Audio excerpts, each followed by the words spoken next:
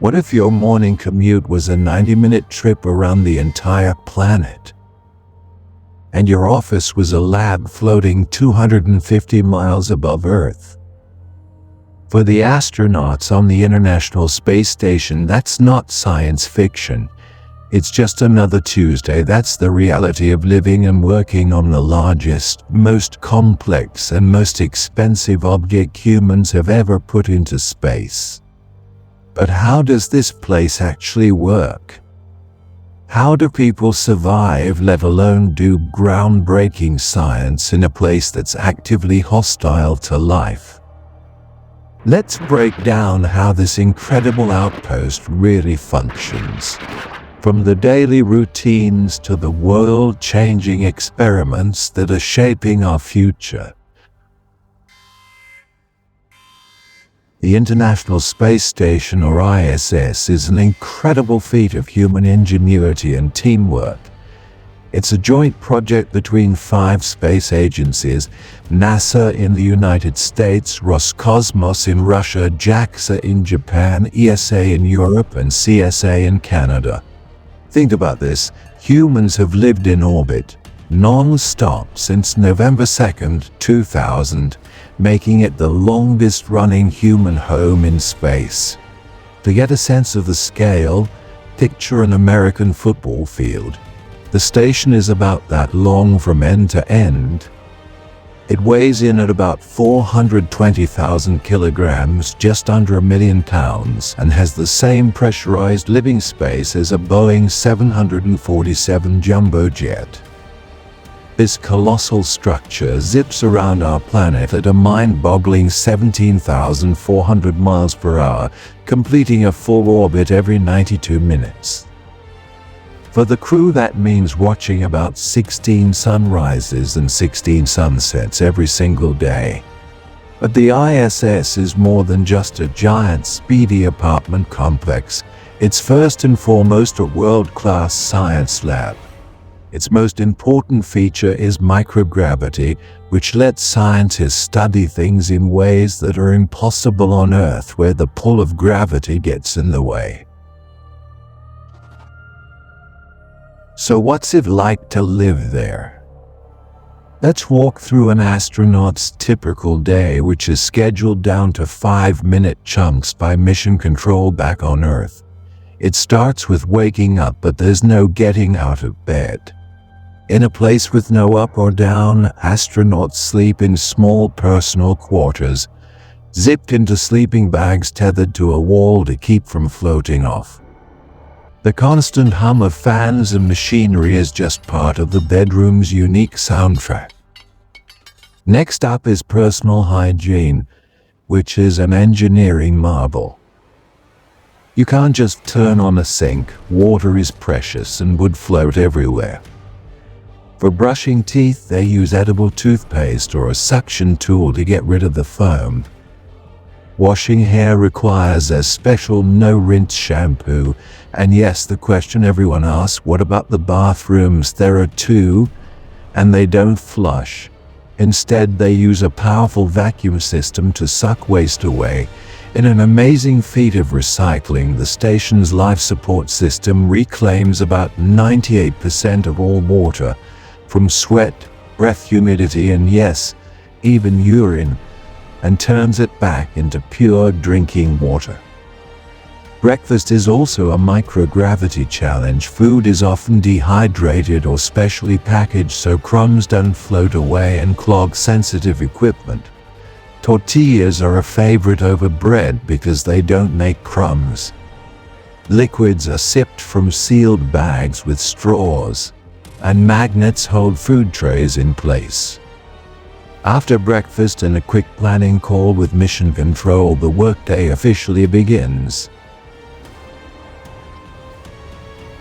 An astronaut's day is usually split between 2 big jobs: keeping the station running and conducting a whole range of scientific experiments.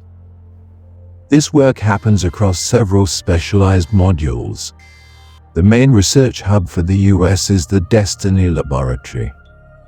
Right next door are the European Columbus module and Japan's Kaibo laboratory, which has its own robotic arm and an external porch for experiments exposed to the vacuum of space.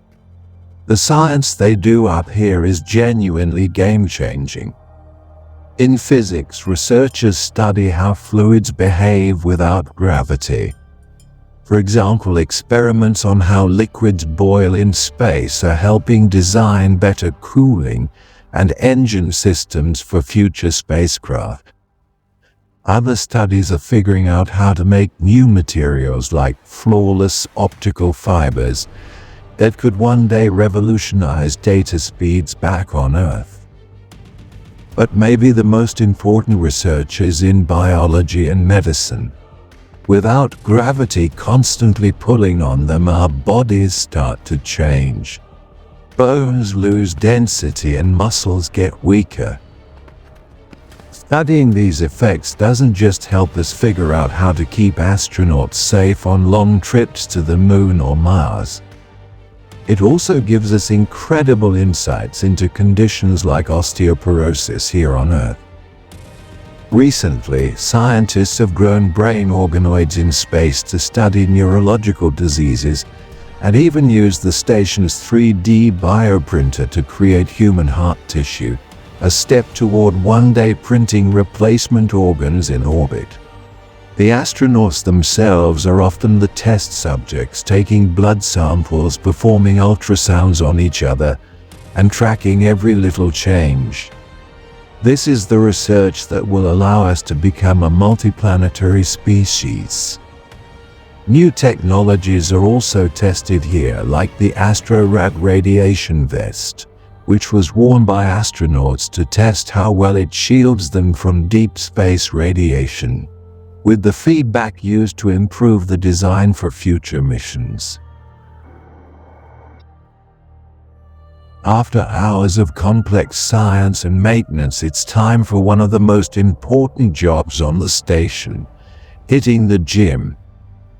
To fight the muscle and bone loss from living in microgravity, every crew member exercises for about 2 hours a day. But you can't just lift weights when they're, well, weightless. The station has 3 main workout machines.